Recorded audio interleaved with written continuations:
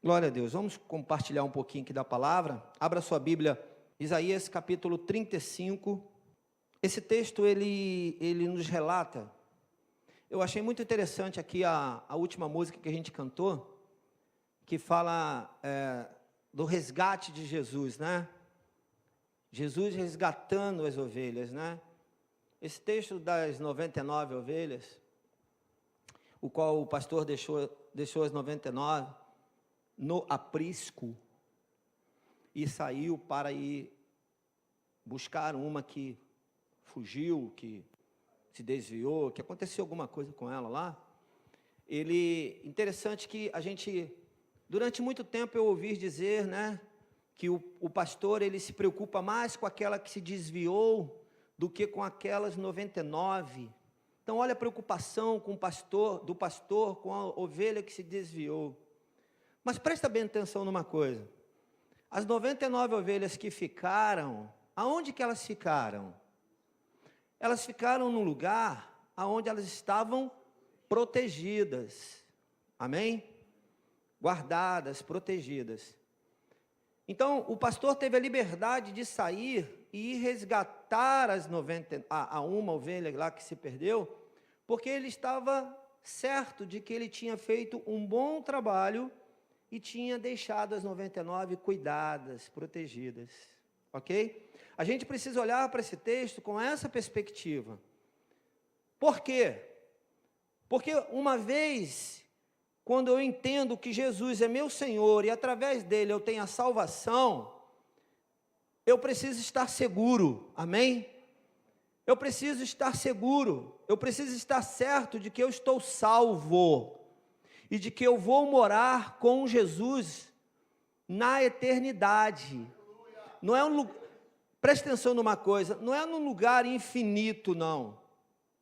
É diferente, queridos. É num lugar eterno. Não é um lugar infinito, é um lugar eterno. Eu vou morar lá. Esse texto que nós vamos ler, Isaías, como um dos profetas que mais trouxe revelação sobre o Messias. E quem é o Messias? O Messias já foi revelado, amém? O Messias é Jesus, o Cristo, aquele que veio para nos salvar, para nos resgatar. Então esse Messias, os profetas do Antigo Testamento, eles traziam a revelação do Messias.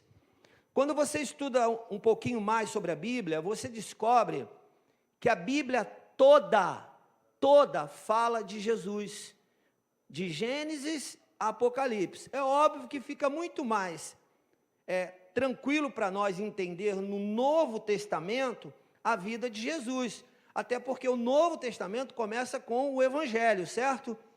Agora, o Antigo Testamento, ele não começa com Cristo, ele não começa com o Evangelho, mas o tempo todo a Bíblia relata a história de Cristo, apontando para Cristo.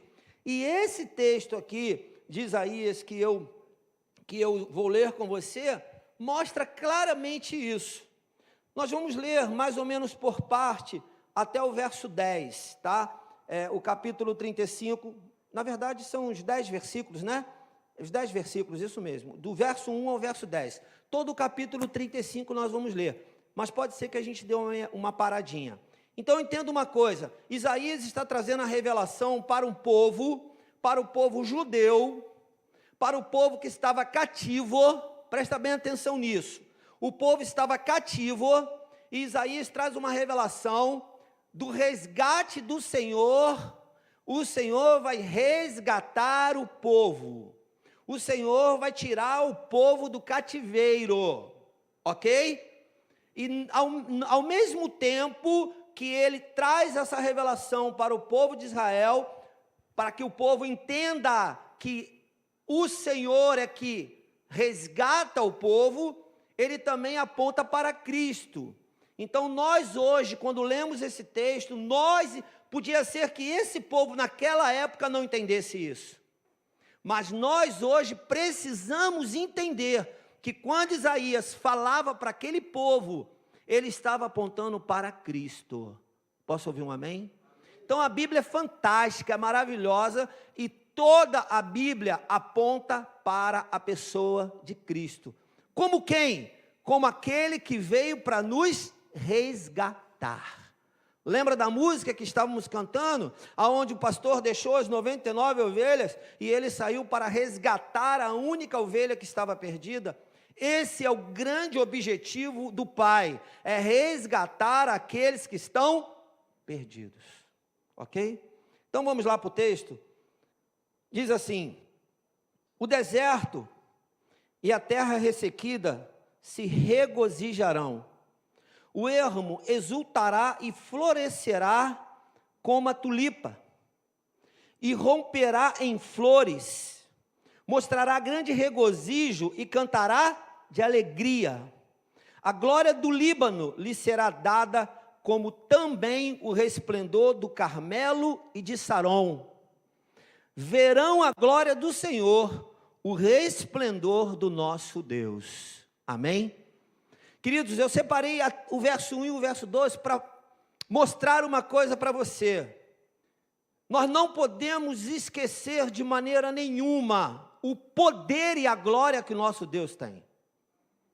O que Isaías está mostrando aqui no primeiro momento, para trazer a revelação àquele povo, antes de dizer para eles: olha, o Senhor virá e resgatará vocês.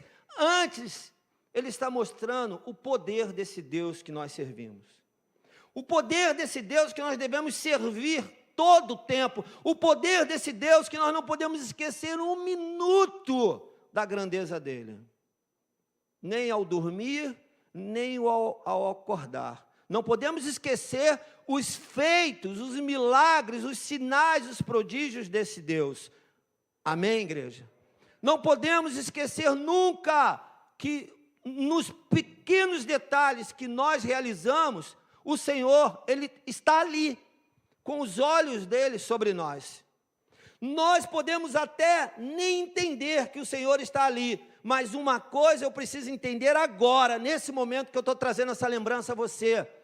Esse é o Senhor que vai resgatar aquilo que estava perdido. Esse é o Senhor que lá no meio do deserto, o ermo florescerá.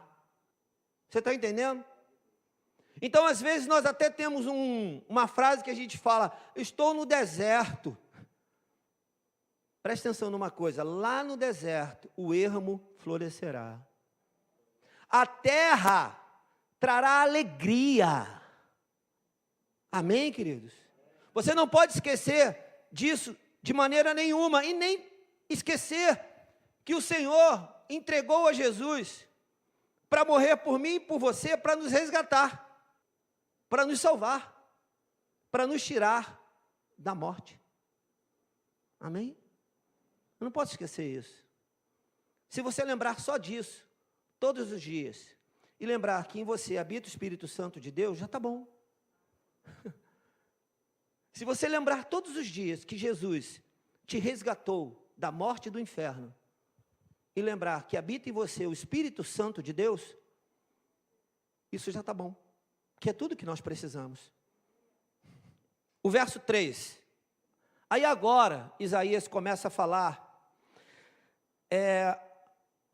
a lembrar aonde nós estávamos, e o que o Senhor vai fazer, ou o que Ele já fez. Ele diz assim: fortaleçam as mãos cansadas, firmem os joelhos vacilantes. Fortaleçam as mãos cansadas, firmem os joelhos vacilantes. Eu te pergunto uma coisa: como é que nós temos visto a sociedade que nós temos vivido? Cansada? Cansada, né? O pecado cansa. O pecado não só cansa, como ele mata. O cansaço hoje da nossa sociedade, o cansaço hoje do lugar onde nós vivemos, não é problema, é pecado. Entenda isso. E não se assuste com isso. Sabe por que você não deve se assustar? Porque o resgate já veio. Amém? O resgate já veio. Não faça alardes, não faça escândalos, não. Simplesmente fique com o teu pé no chão e saiba que o pecado, ele traz cansaço, ele traz fadiga, ele traz problema nos ossos, ele torna os joelhos vacilantes, as pessoas não conseguem ter direção, não conseguem andar, ficam perdidas. O pecado é que faz isso, não é problema. Preste atenção numa coisa, a gente tem a mania de trocar o nome e de dizer, estou com um problema. Não é problema. Às vezes, eu tenho que parar um pouco e pensar, o que está me tornando cansado, aflito, angustiado, amedrontado, inseguro, sem fé? Cuidado, porque problema dá e passa. Ele vai dar e vai passar. O pecado, ele não quer passar. Ele quer ficar, porque o pecado, ele veio para matar. Então, ele não vai embora. O problema vai embora. A falta de dinheiro vai embora. As circunstâncias que vêm e que nós não conseguimos controlar, elas vão embora. Mas o pecado, ele vem para destruir, para matar. Vocês estão entendendo isso? E eu não posso trocar o nome. Eu não posso trocar o nome. Eu não posso de maneira nenhuma. Porque se eu trocar o nome, eu não vou permitir o resgate de Jesus na minha vida. Porque o resgate só vem quando há arrependimento. Se não houver arrependimento, não vem o resgate. Eu só sou resgatado quando há arrependimento. Amém? Quando eu entendo que eu preciso me arrepender. De quê? Do problema? Não, de problema você não precisa se arrepender. Você tem que se arrepender do pecado. O pecado é que mata, problema não mata ninguém. Até porque você que tem problema e que vai para a eternidade, fique tranquilo, o problema vai passar. O que você tem que estar preocupado é de não passar a eternidade na sua vida. Agora, o pecado, ele veio para matar. E quando ele mata a eternidade na sua vida. Por isso que Isaías está trazendo essa palavra. E ele continua dizendo, digam aos desanimados de coração. Aí ele traz uma palavra de ânimo. Mas ele está trazendo uma palavra de ânimo para quem? Para os desanimados de coração. Aí ele traz uma palavra de ânimo. A palavra de ânimo é, sejam fortes. Não temam. Por que eu tenho que ser forte e não temer se meu coração está desanimado? Por que eu tenho que ser forte e não temer quando meus joelhos estão vacilantes? Quando meu caminho é torto? Como que eu vou ser forte? Como que eu vou ser corajoso? Como que eu vou me animar se eu estou preso no meu pecado? Ou nos meus problemas? A Bíblia diz o seguinte, seu Deus, fale comigo, meu Deus, porque eu estou dizendo, o seu Deus, mas eu quero dizer também o meu Deus, fale comigo, virá, ou alguma outra versão aí diz, ele vem, amém, queridos? Isaías fala para um povo que está com o coração cansado, está com joelhos vacilantes, desesperançosos, aflitos com uma sociedade conturbada, com o pecado, e com o governo, e com a política, e com a falta de dinheiro, e com um monte de problema. Ele fala para este povo, um povo cativo nessas questões que eu coloquei. Ele diz, seu Deus virá. Amém? Você lembra que ele começou relatando sobre um Deus que no deserto, ele faz o ermo florescer. Ele começa a relatar de um Deus grande, poderoso, um Deus que transforma a terra seca numa terra boa, que vai trazer alegria ao coração do homem. E ele continua falando, mas aí ele lembra que, olha, vocês que estão debaixo dos olhos desse Deus, estão cansados, sobrecarregados, estão aflitos, estão com joelhos vacilantes, estão com o coração aflito, angustiado. Eu não quero arriscar não, mas quantas vezes no mês a gente fica aflito? A gente fica angustiado? Ou será que você consegue sair da angústia que te angustia? Será que você tem conseguido sair da angústia que te angustia hoje? Isso é sério, porque nós somos o povo escolhido para mudar a história dessa sociedade. Posso ouvir um amém? Para mudar a história do Brasil, nós somos o povo escolhido. Não existe outro, queridos, não existe outro povo que pode mudar a história dessa sociedade. Eles vão mudar? Eu não sei, mas uma coisa eu sei, o meu Deus virá. Quando Ele vier, quando Ele vier, aí alguma coisa vai acontecer. E Ele continua dizendo, virá com vingança, com divina retribuição, virá para salvá-los. A minha pergunta é, você está perdido? Porque Ele só salva quem está perdido. Quem não está, não é salvo. Uma vez eu falei para um primo meu, uns 2 anos que eu tinha de convertido, eu falei para esse primo meu, pregando para ele, eu amo muito esse primo, foi criado comigo, viveu na minha casa, tem meus pais como pais dele, e eu falei para ele, você precisa caminhar com Jesus como eu estou caminhando. Nós éramos parceiros mesmo, parceiros da farra, da bagunça, e Jesus me resgatou, e quando nós somos resgatados, a gente quer resgatar alguém, né? Aí eu fui na intenção de resgatá-lo, em Cristo, é óbvio, não na minha força, mas em Cristo, e falei de Cristo para ele, e ele falou para mim, não, Lúcio, não preciso dessa vida aí não, a minha vida é toda certinha, eu não faço, ele listou lá umas 5, 6 coisas lá, na lista dos pecadores, e ele não estava naquela lista de pecadores, e eu falei, mas calma aí e tal, tentei explicar, mas não deu certo, e não deu certo até hoje, só que hoje ele já está no 4º casamento, e provavelmente já acabando o 4º, filho em 3, como é que é uma vida assim, entulhado no álcool, e aí eu sofro, mas não sofro de morrer de sofrimento, não. Eu sofro e eu vou orar. Aí eu oro. E oro esses anos todos. Eu não sei, pode ser que uma hora ele esteja lá na beira do tanque, Jesus chegue, né? E o resgate. Essa é a minha oração e precisa ser o meu desejo.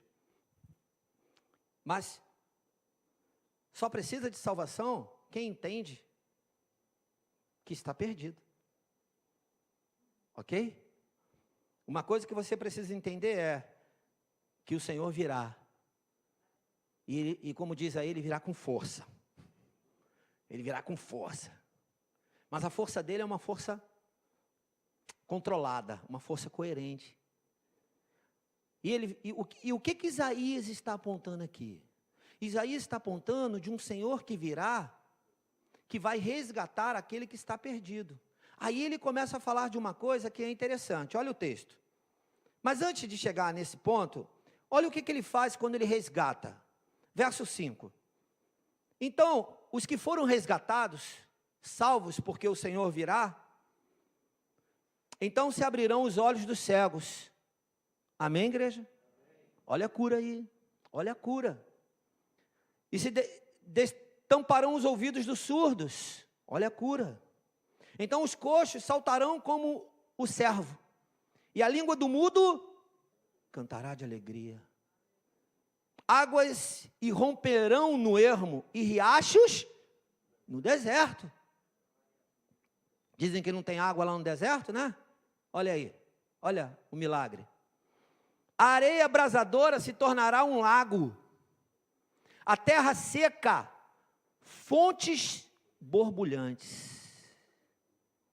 Nos antros, onde outrora havia chacais eram aves rapinas, aves que comiam carniça, aves que não eram legais.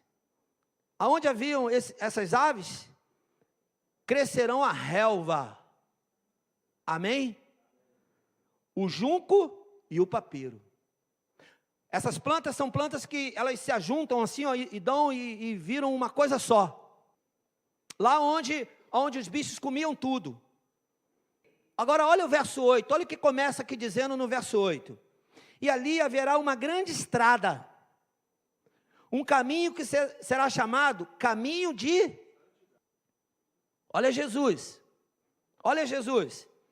Os insensatos não o tomarão. Esse é o perigo. Quem então vai por esse caminho? Os que foram resgatados. Verso 9. Ali não haverá leão algum, e nenhum animal feroz passará por ele. Nenhum deles se verá por ali. Só os redimidos andarão por ele.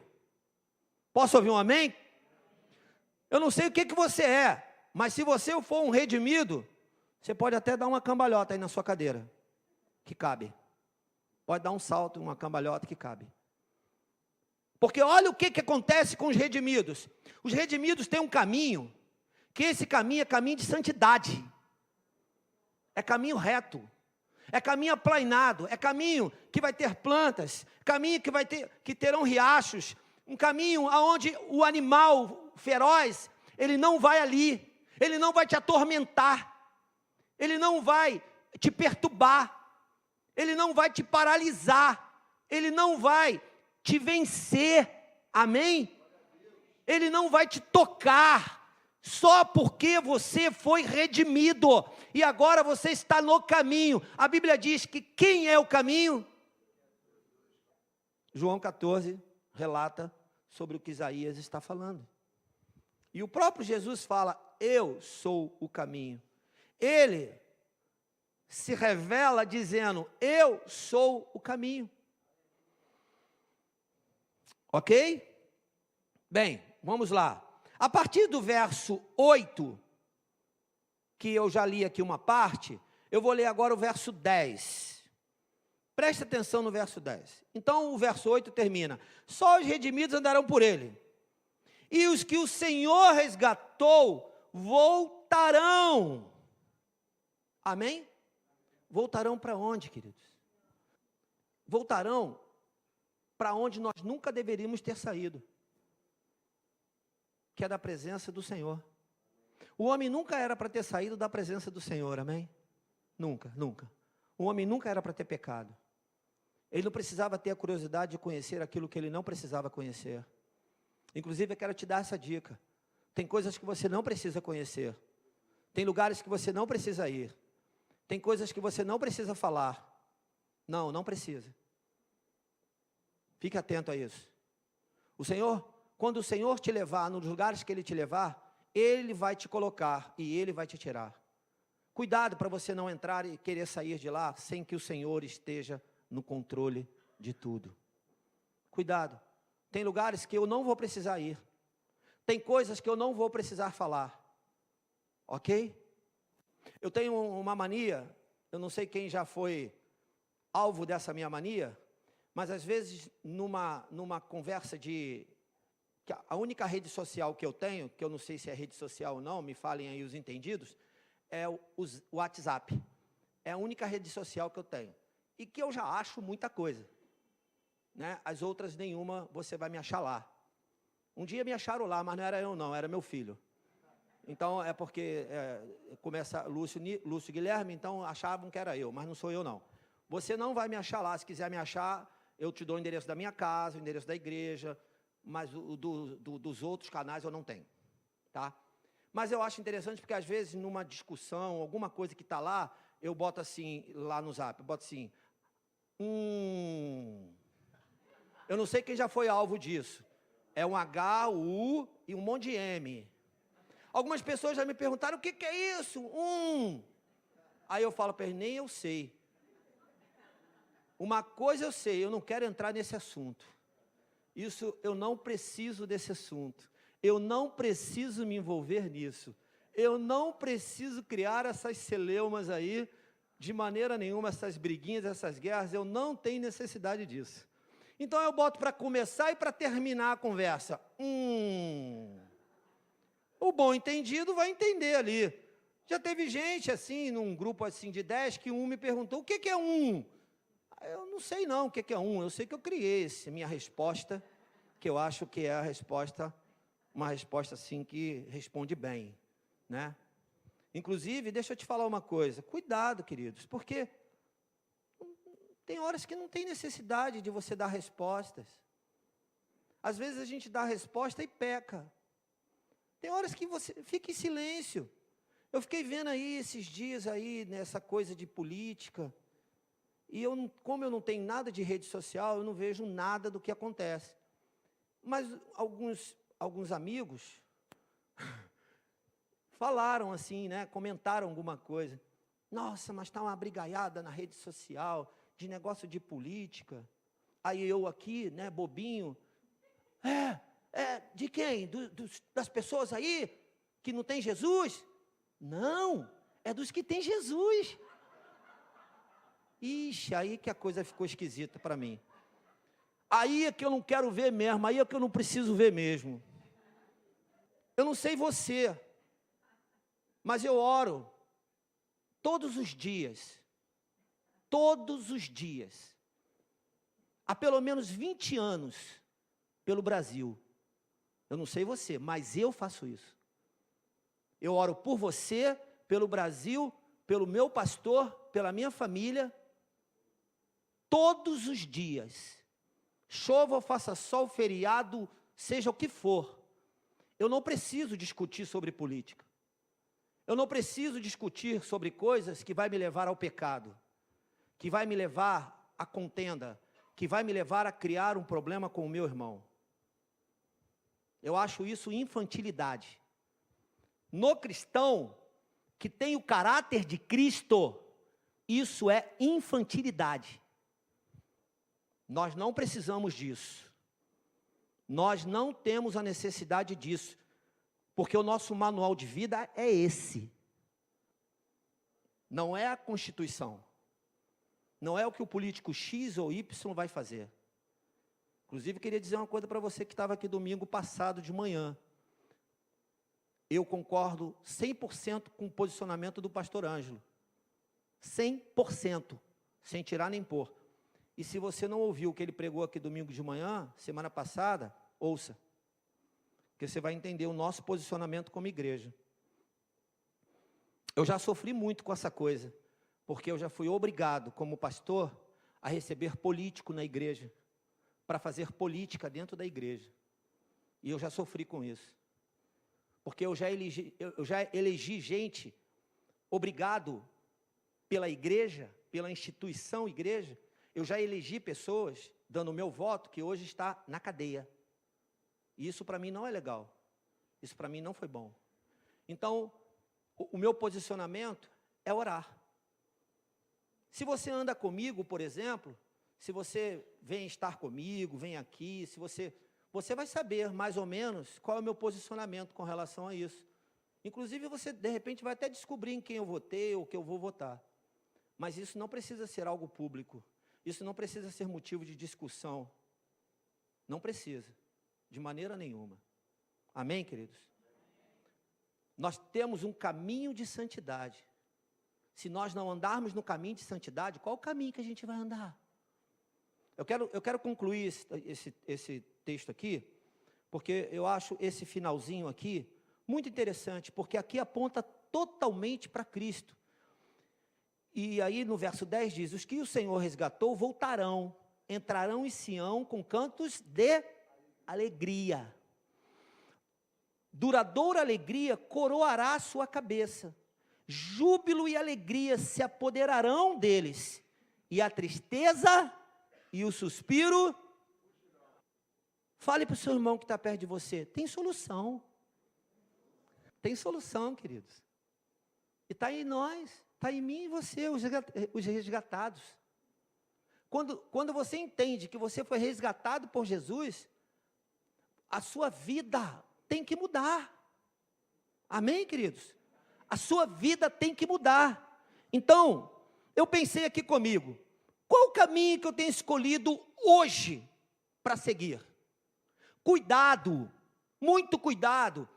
Porque eu posso proferir a minha fé dizendo, Jesus é o meu Senhor. Ele é o caminho, a verdade e a vida, e eu creio nisso. Mas, por circunstâncias, eu posso pegar outro caminho.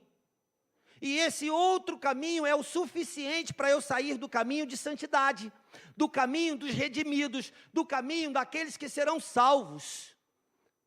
Basta um toquezinho para o lado e eu saio do caminho. E o que me leva para longe do caminho? O que me afasta desse caminho? Você lembra que Isaías começou falando aqui no verso 4, e ele diz assim: digam aos desanimados de coração. Por que eu desanimo, queridos? O que te desanima? Pensa nisso, porque nada pode afastar o redimido da presença daquele que te redimiu. Nada dessa terra pode te afastar de Jesus, uma vez que você tomou a decisão por Jesus.